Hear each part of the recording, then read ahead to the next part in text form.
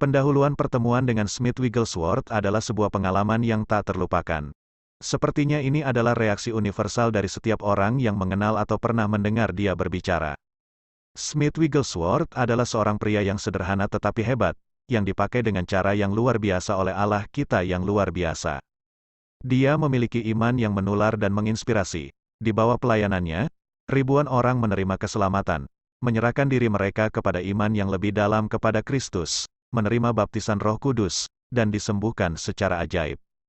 Kuasa yang membawa segala jenis hasil ini adalah kehadiran Roh Kudus, yang memenuhi Smith Wigglesworth dan memakai dia untuk membawa kabar baik Injil kepada orang-orang di seluruh dunia. Wigglesworth memberikan kemuliaan kepada Allah atas segala hal yang dicapai melalui pelayanannya, dan dia ingin orang-orang memahami pekerjaannya hanya dalam konteks ini, karena kerinduan satu-satunya yang dia miliki adalah agar setiap orang melihat Yesus dan bukan dirinya. Smith Wigglesworth dilahirkan di Inggris pada tahun 1859. Segera setelah dia mengalami kelahiran baru saat masih anak-anak, dia memiliki kepedulian terhadap keselamatan orang lain dan memiliki kerinduan untuk memenangkan banyak orang bagi Kristus, termasuk ibunya. Meskipun demikian, sebagai seorang pria muda, iman yang selalu bertumbuh, dia tidak bisa mengekspresikan dirinya sendiri dengan cukup baik saat memberikan kesaksian singkat di gereja, apalagi menyampaikan khotbah. Wigglesworth berkata bahwa ibunya juga memiliki kesulitan yang sama dalam mengekspresikan dirinya sendiri, seperti yang dia alami. Ciri bawaan keluarga ini, ditambah dengan fakta bahwa dia tidak pernah mendapatkan pendidikan formal karena dia mulai bekerja 12 jam sehari saat berusia 7 tahun untuk menolong keuangan keluarga, memberikan kontribusi bagi cara berbicara Wigglesworth yang kikuk. Dia kemudian menjadi seorang tukang ledeng karena keterampilannya, namun dia terus memberikan dirinya untuk memenangkan banyak orang bagi Kristus secara pribadi. Tahun 1882, dia menikahi Polly Featherstone, seorang wanita muda yang bersemangat, yang mengasihi Allah dan memiliki karunia berkhotbah dan penginjilan. Dialah yang kemudian mengajari Wigglesworth untuk membaca dan menjadi teman karibnya yang terdekat dan pendukungnya yang paling kuat. Mereka berdua memiliki belas kasihan bagi orang miskin dan orang yang membutuhkan di komunitas mereka, dan mereka membuka sebuah misi, di mana Polly berkhotbah di sana.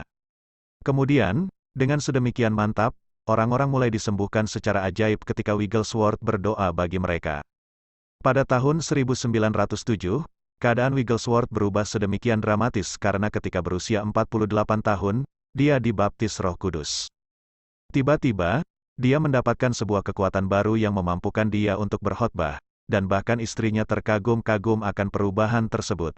Ini menjadi sebuah permulaan dari sesuatu yang kemudian menjadi pelayanan penginjilan di seluruh dunia dan pelayanan kesembuhan yang menjangkau ribuan orang. Dia akhirnya melayani di Amerika Serikat, Australia, Afrika Selatan, dan di seluruh Eropa. Pelayanannya terus diperluas sampai akhirnya dia meninggal pada tahun 1947. Pendahuluan beberapa penekanan dalam hidup dan pelayanan Smith Wigglesworth mencirikan dia sebagai seorang yang tulus, memiliki belas kasihan yang begitu dalam terhadap orang yang belum diselamatkan dan sakit, kepercayaan yang pantang mundur terhadap firman Allah. Kerinduan agar Kristus semakin besar dan dia semakin kecil, Yohanes pukul 3:30. Sebuah keyakinan bahwa dia dipanggil untuk mendesak banyak orang memperluas iman dan kepercayaan mereka kepada Allah. Sebuah penekanan pada baptisan Roh Kudus dengan manifestasinya yang berupa karunia-karunia roh seperti yang terjadi pada gereja mula-mula. Dan sebuah keyakinan akan kesembuhan sempurna bagi setiap orang dengan segala jenis penyakit. Smith Wigglesworth disebut sebagai Rasul Iman karena kepercayaannya yang mutlak terhadap Allah adalah tema konstan baik dalam hidupnya maupun dalam khotbahnya. Dalam pertemuannya, dia akan mengutip beberapa teks dari firman Allah dan memimpin nyanyian yang bersemangat untuk menolong membangun iman orang-orang dan mendorong mereka untuk bertindak berdasarkan iman. Dia menekankan keyakinan pada fakta bahwa Allah bisa melakukan segala hal yang mustahil. Dia memiliki iman yang besar atas apa yang bisa Allah lakukan, dan Allah melakukan hal-hal besar melaluinya. Berbagai metode Wigglesworth yang tidak ortodoks seringkali dipertanyakan. Sebagai seorang pribadi, Wigglesworth disebut sebagai seorang yang sopan, baik dan ramah. Namun, dia menjadi seorang yang begitu melawan ketika berhadapan dengan iblis, yang dia yakini menyebabkan segala penyakit.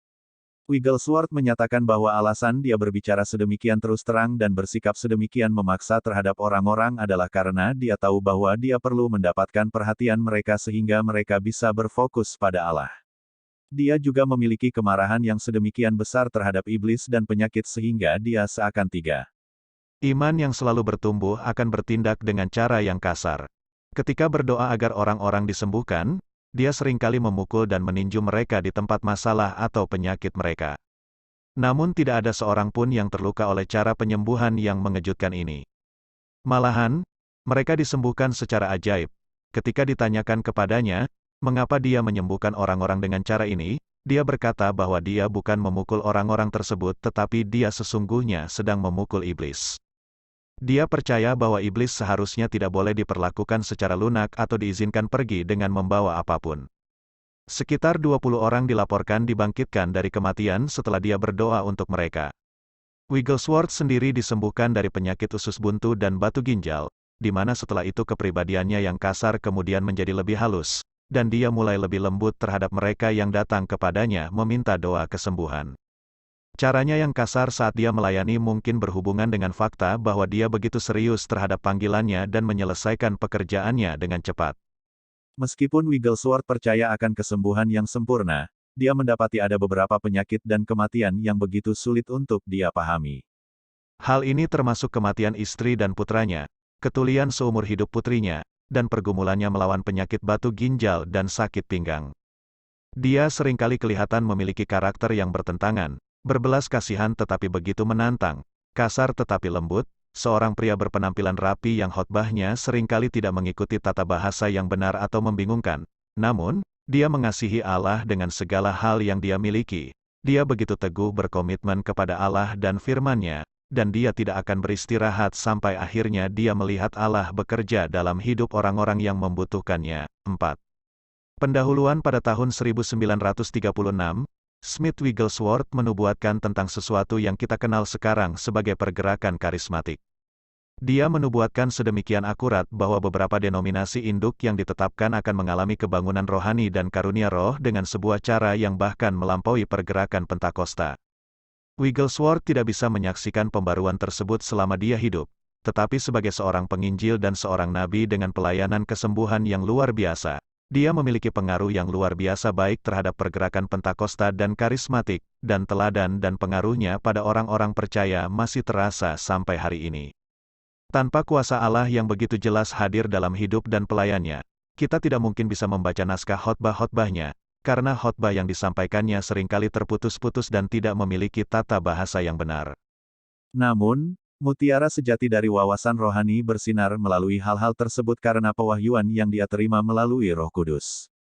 Kehidupannya yang berada dalam ketaatan yang sempurna, kepercayaannya kepada Allah, dan penyerahan dirinya kepada Roh Kudus, itu semualah yang membuat kuasa Allah yang mengubahkan hidup masuk dalam khotbah-khotbahnya.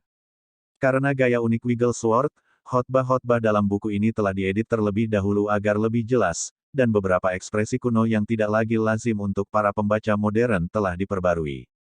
Pada pertemuannya, dia seringkali berbicara dalam bahasa lidah dan memberikan penafsirannya, dan berbagai penafsirannya tersebut telah tercakup dalam khotbah-khotbahnya.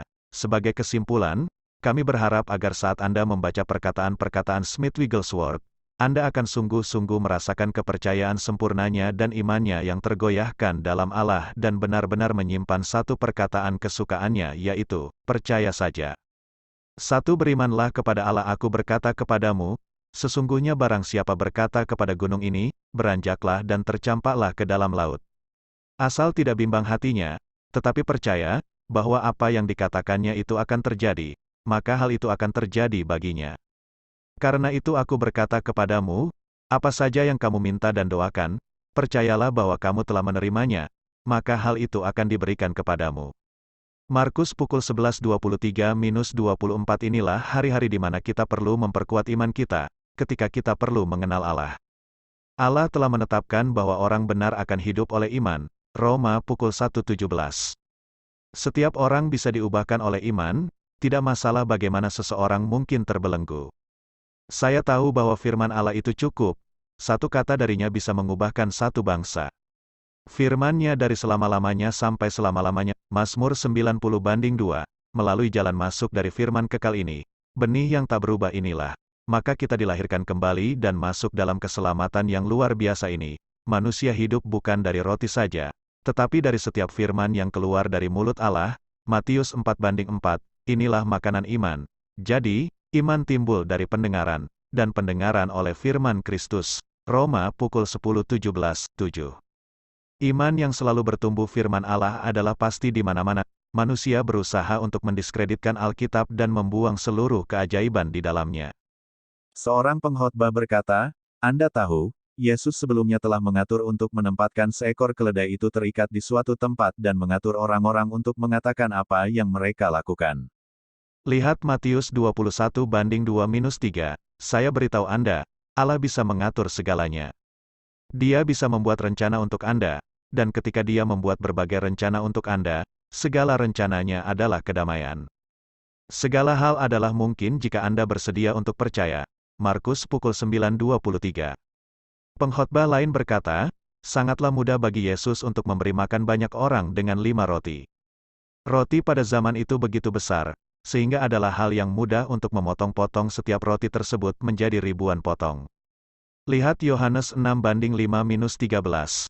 Namun dia lupa bahwa hanya seorang anak laki-laki kecil yang membawa 5 roti tersebut di sepanjang jalan dalam keranjang makan siangnya. Tidak ada yang mustahil bagi Allah. Segala hal menjadi mustahil bagi kita ketika kita mengukur Allah dengan berbagai keterbatasan ketidakpercayaan kita. Menjangkau dengan iman kita memiliki Allah yang luar biasa, Allah yang jalan-jalannya tak terselami dan yang anugerah dan kuasanya tak terbatas. Suatu hari saya berada di Belfast dan melihat salah seorang saudara dalam jemaat tersebut. Dia berkata kepada saya, Wigglesworth, saya sedang bermasalah. Saya merasa sangat sedih selama 5 bulan terakhir ini. Ada seorang wanita dalam jemaat kami yang bisa 8. Berimanlah kepada Allah, senantiasa berdoa agar berkat dari surga turun dalam pertemuan kami. Dia adalah seorang wanita yang sudah tua, namun kehadirannya selalu memberikan inspirasi. 5 bulan yang lalu, dia jatuh dan kakinya patah. Dokter menaruh pembalut gips pada kakinya, dan setelah 5 bulan, mereka membuka gips tersebut. Namun, tulang-tulangnya tidak benar-benar diatur kembali pada tempatnya, sehingga dia jatuh dan tulang pahanya patah lagi. Dia membawa saya ke rumahnya, dan di sana ada seorang wanita yang tergeletak di kasur di sisi kanan kamar tersebut. Saya berkata kepadanya, bagaimana keadaan Anda sekarang? Dia berkata, mereka mengirim saya pulang ke rumah dengan kondisi tidak bisa disembuhkan. Para dokter mengatakan bahwa saya begitu tua sehingga tulang saya tidak bisa tersambung kembali. Mereka berkata bahwa tidak ada nutrisi dalam tulang saya, dan mereka tidak akan bisa melakukan apapun lagi untuk saya. Mereka mengatakan bahwa saya akan tergeletak di kasur seumur hidup saya. Saya berkata kepadanya, bisakah Anda percaya kepada Allah? Dia menjawab, ya, sejak saya mendengar Anda datang ke Belfast, iman saya semakin dikuatkan. Jika Anda bersedia mendoakan saya akan percaya. Saya tahu bahwa tidak ada kuasa di bumi ini yang bisa membuat tulang-tulang kaki saya tersambung kembali. Tetapi saya tahu bahwa tidak ada yang mustahil bagi Allah. Saya berkata, percayakah Anda bahwa Dia akan menemui Anda sekarang? Dia menjawab, ya, saya percaya. Begitu menyenangkan melihat orang-orang mempercayai Allah. Allah tahu segala hal tentang kaki ini dan bahwa tulang kaki tersebut 9. Iman yang selalu bertumbuh patah di 2 tempat. Saya berkata kepada wanita tersebut, ketika saya berdoa, sesuatu akan terjadi. Suaminya duduk di sana. Dia sudah duduk di kursi rodanya selama 4 tahun dan tidak bisa berjalan 1 langkah pun. Dia berteriak, saya tidak percaya, saya tidak akan percaya. Anda tidak akan bisa membuat saya percaya. Saya berkata, baiklah, dan meletakkan tangan saya pada istrinya dalam nama Tuhan Yesus. Pada saat tangan saya diletakkan atasnya, kuasa Allah turun langsung ke atasnya, dan dia bersorak, saya disembuhkan. Saya berkata, saya tidak akan menolong Anda untuk berdiri. Allah akan melakukan semuanya itu. Dia bangkit dan melangkah dan berjalan di kamar tersebut, sambil memuji Allah. Pria tua itu terkagum-kagum atas apa yang terjadi kepada istrinya, dan dia berseru, buatlah saya berjalan kembali. Buatlah saya berjalan kembali. Saya berkata kepadanya, Anda orang tua berdosa, bertobatlah. Dia berseru, Tuhan, Engkau tahu bahwa saya tidak sungguh-sungguh dalam perkataan saya, Engkau tahu bahwa saya mempercayaimu. Saya tidak yakin dia bersungguh-sungguh dengan perkataannya. Tetapi Tuhan penuh dengan belas kasihan. Jika Dia menandai dosa-dosa kita, akan berada di manakah kita? Jika kita bersedia memenuhi berbagai persyaratannya, Allah akan senantiasa menemui kita. Jika kita percaya, segala hal adalah mungkin. Saya meletakkan tangan ke atasnya, dan kuasa turun langsung atas tubuh pria tua itu.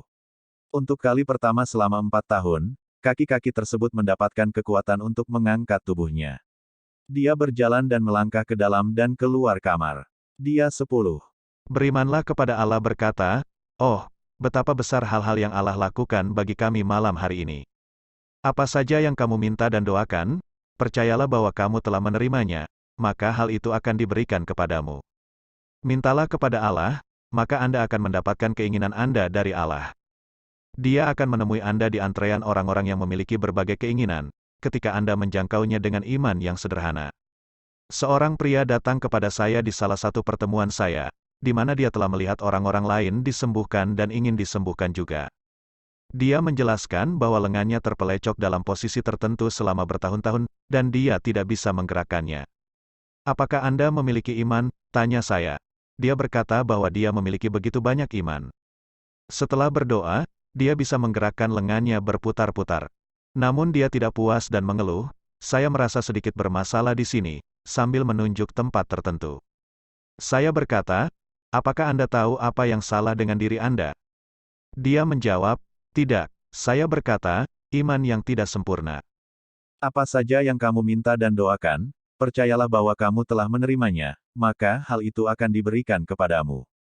Apakah Anda percaya sebelum Anda diselamatkan? Begitu banyak orang ingin diselamatkan, tetapi mereka ingin merasa diselamatkan terlebih dahulu. Tidak pernah ada seorang pun yang merasa diselamatkan sebelum dia percaya. Rencana Allah selalu seperti berikut ini, jika Anda mau percaya, Anda akan melihat kemuliaan Allah. Yohanes pukul 11.40. Saya percaya Allah ingin membawa 11.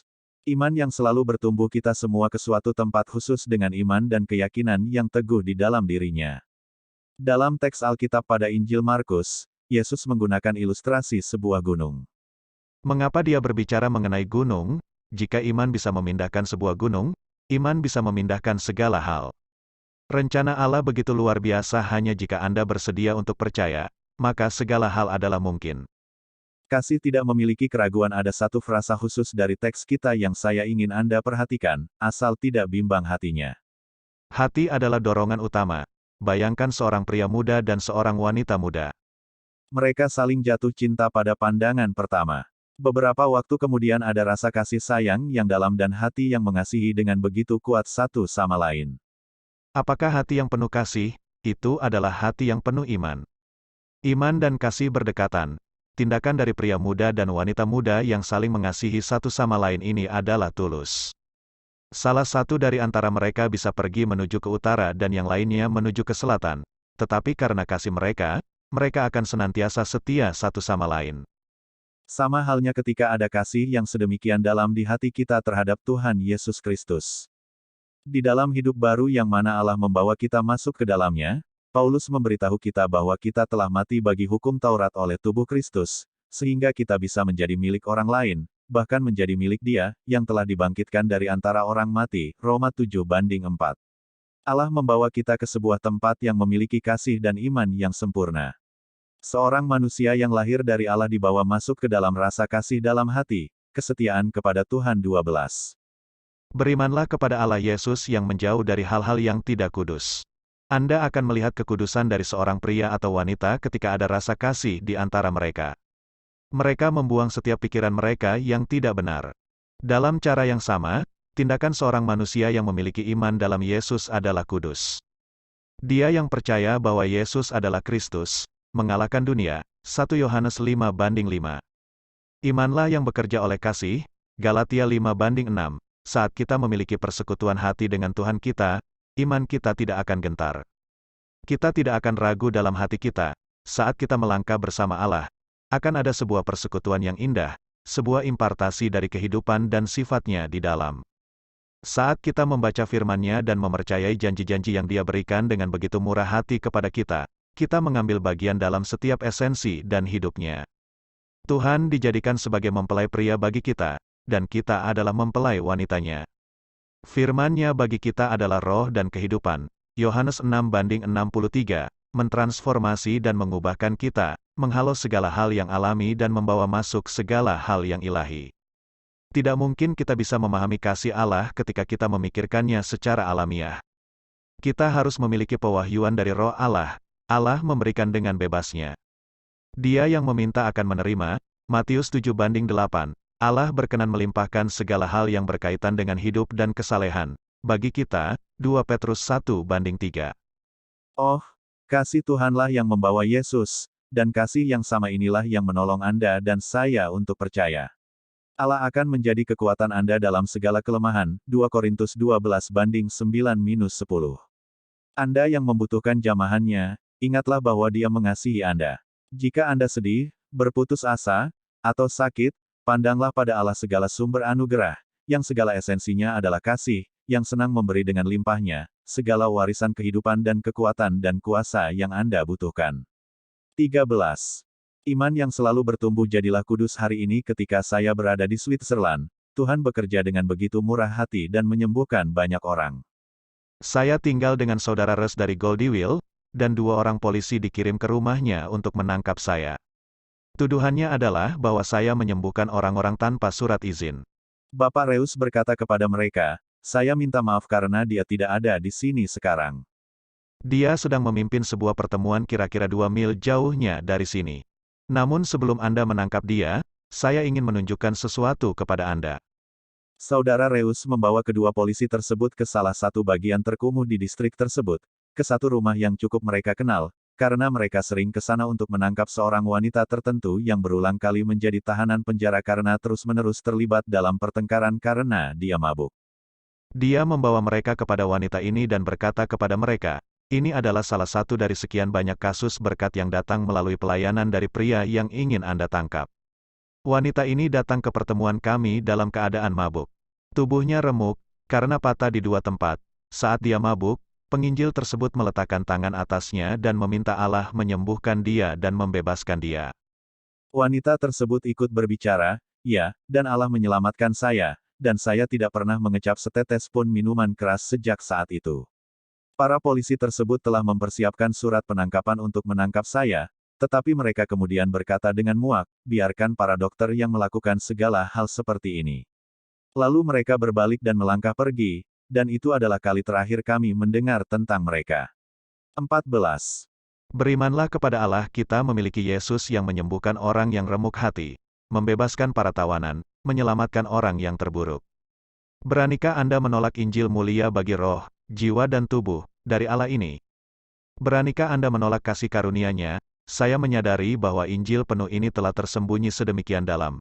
Injil yang membawa kemerdekaan ini, Injil yang membebaskan jiwa dari perbudakan, Injil yang memberikan kesehatan sempurna bagi tubuh, Injil dari seluruh keselamatan ini. Dengarkan kembali firman-Nya yang meninggalkan kemuliaan untuk memberikan keselamatan besar ini bagi kita. Sesungguhnya barang siapa berkata kepada gunung ini, beranjaklah, maka hal itu akan terjadi baginya. Akan terjadi, saya menyadari bahwa Allah tidak akan pernah bisa memberkati kita ketika kita mengeraskan hati, penuh kritik, atau tidak bersedia mengampuni. Hal-hal ini akan merintangi iman lebih cepat dari apapun juga. Saya ingat berada pada sebuah pertemuan di mana ada beberapa orang yang menunggu baptisan dan berusaha mendapatkan penyucian, waktu di mana orang yang disucikan oleh Roh akan jatuh. Ada seorang pria yang matanya merah karena menangis sedemikian pahitnya. Dia berkata kepada saya seharusnya pergi. Tidak ada sesuatu pun yang baik bagi saya untuk tetap tinggal di sini, kecuali jika saya bisa mengubah berbagai hal. Saya telah menulis sebuah surat untuk saudara ipar saya dan memenuhi surat tersebut dengan kata-kata kasar, dan hal ini harus terlebih dahulu diluruskan. Dia pulang ke rumah dan memberitahu istrinya, saya akan menulis surat untuk saudaramu dan meminta dia memaafkan saya karena sebelumnya telah menuliskan sebuah surat yang kasar untuknya. Engkau bodoh, kata istrinya. Tidak apa-apa, jawab suaminya, hal ini adalah antara Allah dan saya, dan ini harus dijernihkan. Dia menulis surat tersebut dan datang kembali, dan tiba-tiba Allah memenuhi dia dengan Roh. 15. Iman yang selalu bertumbuh. Saya percaya ada sejumlah besar orang yang ingin disembuhkan, tetapi mereka menyembunyikan berbagai hal dalam hati mereka, yang sama seperti kutuk. Lepaskan segala hal tersebut, ampunilah, dan Tuhan akan mengampuni Anda. Ada begitu banyak orang baik, orang-orang yang bermaksud baik, tetapi mereka tidak memiliki kekuatan untuk melakukan apapun untuk Allah. Hanya ada sedikit hal kecil yang muncul di hati mereka beberapa tahun yang lalu, dan iman mereka menjadi lumpuh sejak saat itu. Bawalah segala hal kepada terang, Allah akan membuang segala hal tersebut jika Anda mengizinkan Dia melakukannya. Kiranya darah Kristus yang berharga akan membersihkan Anda dari segala dosa. Jika Anda bersedia percaya, Allah akan menemui Anda dan membawakan terang kasih-Nya ke dalam hidup Anda. Berbagai kesembuhan di Selandia Baru, kami menerima sejumlah kesaksian dari mereka yang telah disembuhkan dalam pertemuan yang dipimpin oleh Saudara Smith Wigglesworth di Wellington, Selandia Baru. Ni E. Curtis dari Christchurch, Selandia Baru, menderita infeksi yang meracuni tubuhnya. Tubuhnya hanya tinggal tulang belulang, dan para dokter tidak bisa melakukan apapun juga untuknya. Dia merasakan kesakitan yang begitu menyiksanya di sepanjang hari dan malam. Dia seketika disembuhkan ketika doa dinaikkan untuknya. Dia menyatakan bahwa selama 16 tahun terakhir, dia menjadi martir bagi rasa sakit tetapi sekarang telah sehat secara luar biasa. Yang lainnya menyaksikan kesembuhan yang mereka terima dari tuli, gondok, polip, dan penglihatan yang buruk. Wanita lain menyaksikan tentang kesembuhan dari bungkuk ganda di tulang belakang sejak kecil, sakit pinggul, jantung lemah, dan satu kaki yang lebih panjang 3 inci, yang kemudian tumbuh secara normal 16. Berimanlah kepada Allah seperti kaki satunya lagi. Lingkar kakinya juga berkurang 3 inci. Dia mengenakan sepatu bot yang besar dengan tapak sepatu yang tinggi, tetapi sekarang dia bahkan bisa berjalan dengan sepatu yang datar, sepatu bot besarnya telah dibuang. Yang lainnya disembuhkan dari gondok melalui sehelai sapu tangan.